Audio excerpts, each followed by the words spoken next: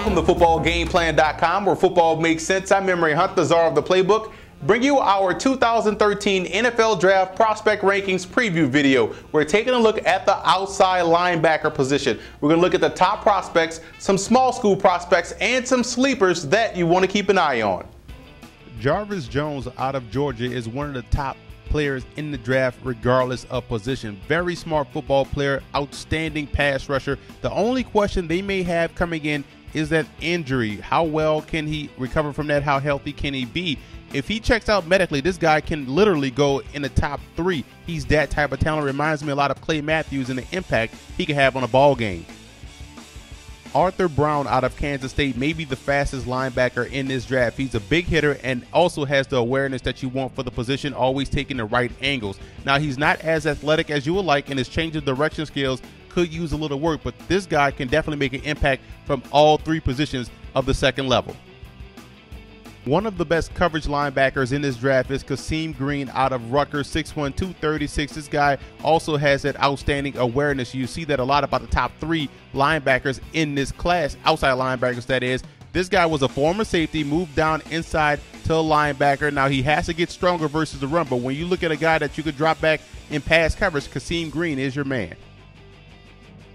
Keith Pugh out of Howard was a 3-time FCS All-American and has good all-around game. Tremendous leader. I saw him at the East-West Shrine game. Very productive and acceleration to the football. This guy does a great job at the second level making tackles, and you have to love his passion for the game.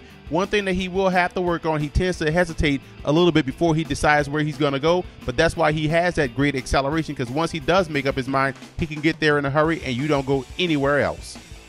Brandon Jenkins out of Florida State reminds me a lot of Koa Misi for the Dolphins. Excellent pass rushing skills, good change direction as well. Has the injury concern and doesn't do a good job in playing in space. That's something he's going to have to improve on if he's going to be an outside linebacker in a 3-4 defense. But you do get the versatility of a guy that can play with his hand in the dirt or also line up as an edge rusher in that 3-4 front.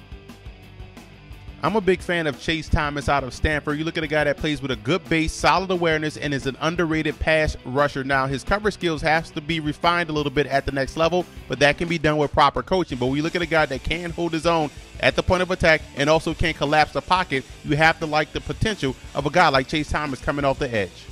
Opinions about Alec Ogletree out of Georgia are all over the board in the scouting community. This guy does possess tremendous speed, athleticism, and is very versatile. A former safety, 6'3", 234, a junior, moved down to linebacker. One play, he looks like a first-round pick. You see right here, stuffing Eddie Lacy in the hole. And on the next play, you see a guy with the athleticism in pass coverage. But then on some plays, he may look like a late-round draft pick. He has to find a consistency in his game, but just on talent alone and production at Georgia, you can say this guy grades out as a second-round prospect. Shawn Porter out of Texas A&M, 6'1", 230, is a guy that does a great job versus the run, also has solid pass rushing skills, and can hold his own in coverage. Does a great job playing in space, so he gives you a lot of options if you run a 3-4 defense. And I'm a big fan of C.O. Moore out of UConn. Very productive player for the Huskies throughout his career, and also tore up the All-Star game circuit. Did a great job at the East-West Shrine game and also at the Senior Bowl. Keep an eye on Moore throughout the course of this scouting process. Jamie Collins was a superstar for Southern Miss throughout the course of his career there, 6'3", 245 pounds. And when you talk about a guy that has tremendous athleticism, you talk about Jamie Collins. Can he overcome the injury concerns? That's the biggest question. Devonta Freeman out of South Carolina is another one of these guys that was a former safety that now has moved down to the linebacker position and has done a great job. You see right here the athleticism to find the ball, locate it, and pick it off. 6'2", 250, does a great job at the point of attack. Keep an eye on Freeman moving up the draft boards. There's a lot to like about John Simon's game. He's 6'2", 256, does a great job at the point of attack versus the run. Doesn't get pushed off the spot, but has to become a better pass rusher if he wants to be effective at the next level on third downs. Jelani Jenkins out of Florida definitely has the speed to cover from sideline to sideline, but what keeps him from being a first-round type of prospect is the fact that he doesn't take on blockers well. He has to do a better job of that if he's going to be as effective at the next level as he was in college. Out of Washington State has the size that you want at the position. 6'4", 256, can be a stand-up outside rusher and also can put his hand in the dirt, so you do have that versatility. One thing that he does well, he sets the edge and doesn't lose contain. I love that about his game. Xavier Gooden out of Missouri is a speedy linebacker, does a great job of playing downhill. The problem is, doesn't take on blocks very well, tends to hop around blockers and make a tackle. That's going to have to improve if he wants to be an effective player at the next level.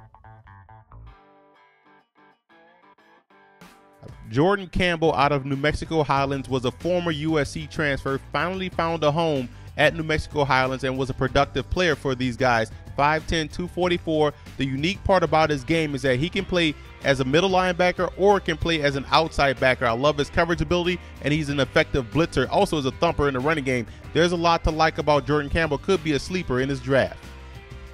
I came away impressed with Ty Powell out of Harding, 6'2", 245 at the Senior Bowl. Did a great job against a higher level of competition. I see this guy projecting as a strong side backer. Someone also will get a steal, probably in the 5th round.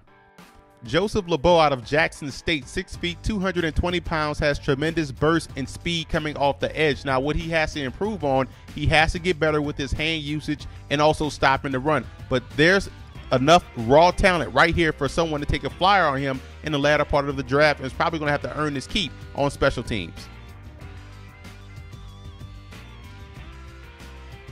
I list Michael Mauti as a sleeper in my opinion because of the fact that he has enough production on tape to warrant a 3rd round grade, but it's the injury concerns that have plagued him while he was at Penn State. If he checks out medically, if he can stay healthy for a full 16-game NFL slate, someone is going to get themselves a very good linebacker. I graded Phillip Steward out as a 3rd round prospect. I love the way he's always around the football in the passing game. 6 interceptions last season. This past season didn't have as many, but definitely when you have a guy that's always around the football, you have to find spots for him on your defense and on your football team. Jake Knott is an underrated linebacker in this class, in my opinion. This guy can do it on both ends, on the ground and also as a coverage linebacker. So he's a 3-down type of player. Someone's going to get themselves a steal. I've graded him out as a 3rd round prospect in his draft. Tobin Oporum did everything at Kansas while he was there. Was a running back early in his career, moved to defensive end, outside linebacker, and I think at his size, 6'1", 245, and his athleticism definitely gives you an intriguing option coming off the edge in the 3-4 defense. Travis Johnson was a highly productive player at San Jose State and actually started to make this transition in the bowl game at the Military Bowl. Did a great job as an outside linebacker and also on the All-Star circuit. And when you look at Brian Slay out of NC State, a guy that's 6'1", 260, has some pass rushing skills. You put him outside with his hand up off the ground, he definitely can bring it off the edge. Ben Obasky was an outstanding defensive end for the Sycamores, and one thing that's unique about him is his change of direction skills, so he definitely can make the switch to an outside linebacker more easily than others. Dan Giordano out of Cincinnati, 6'4", 260, did a great job throughout the course of his career living in the backfield. 30 TFLs and also 16.5 sacks. I think he has an outstanding chance to make that transition as a contained defender at the next level.